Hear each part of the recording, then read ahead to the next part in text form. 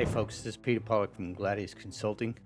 24 years retired, senior officer in the Air Force, 6 years in the corporate world. So 30 plus years of leadership experience, done it all, seen good leaders, bad leaders. Trying to teach you guys what real leadership is instead of those fancy quotes that you see on LinkedIn and stuff like that. I want to be real and honest with you guys, and I wrote a book, and part of my mantra in the book is I tell people what they need to hear, not what they want to hear.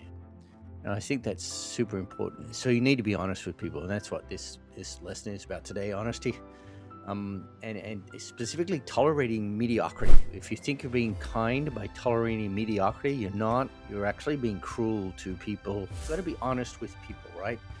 Stop being cruel to your team and tolerating mediocrity.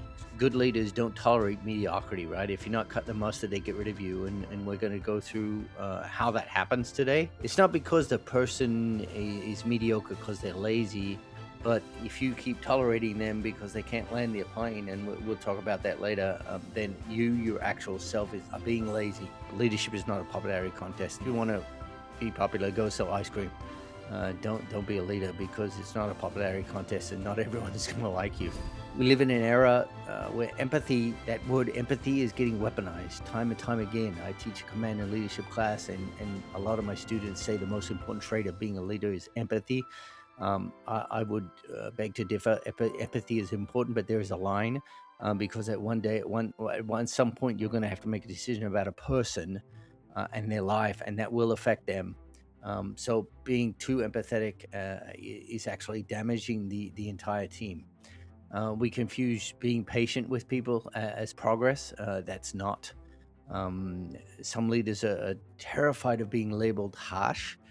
Like, I don't want to be the bad guy, but as a leader, you're paid to be the bad guy. If they can't finish the task, whatever task they're doing, and they just keep flying the plane all day, they can't finish the job, then you have a problem, right?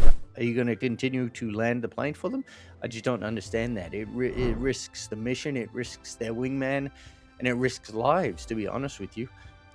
It's almost negligent, I would say, if you tolerate mediocrity in your team. Not only are you damaging it, but you're negligent, basically. When leaders tolerate low performers, especially when the person next to them is kicking butt and they're earning the same paycheck as the person next to them, and the person next to them is not doing anything, that's really bad.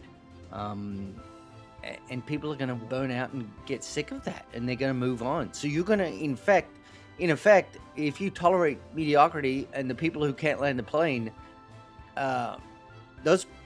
you're going to lose your good people, because they're going to get sick of working in the same place, doing 5 times the amount of work for the same paycheck, and you don't have the cojones to cut bait with the person because they're not performing. You got to do that. I mean, if you want a successful team and you want to do what's right, you will unfortunately cut bait and get rid of them.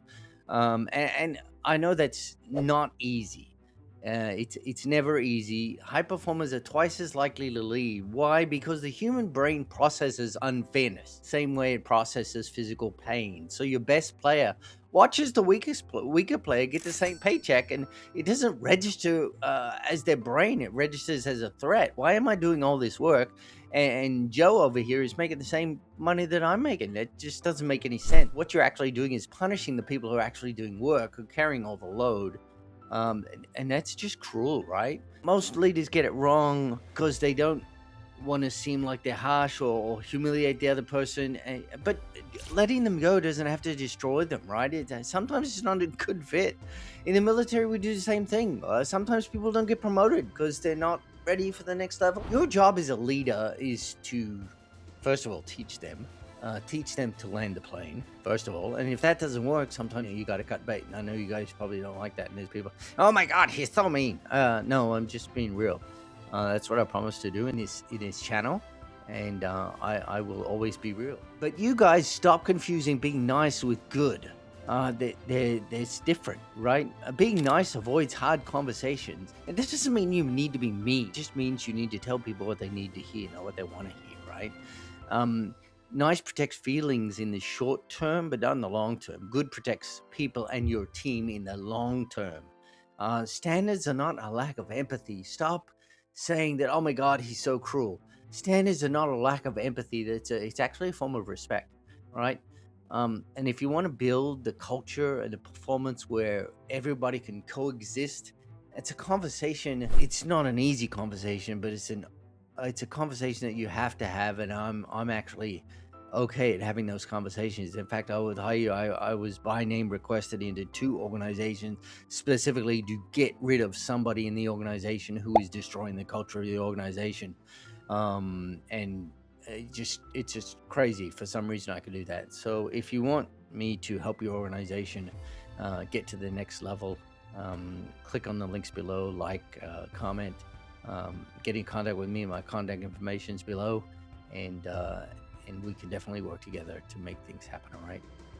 This is Peter Pollock, Gladius Consulting, and strength and honor.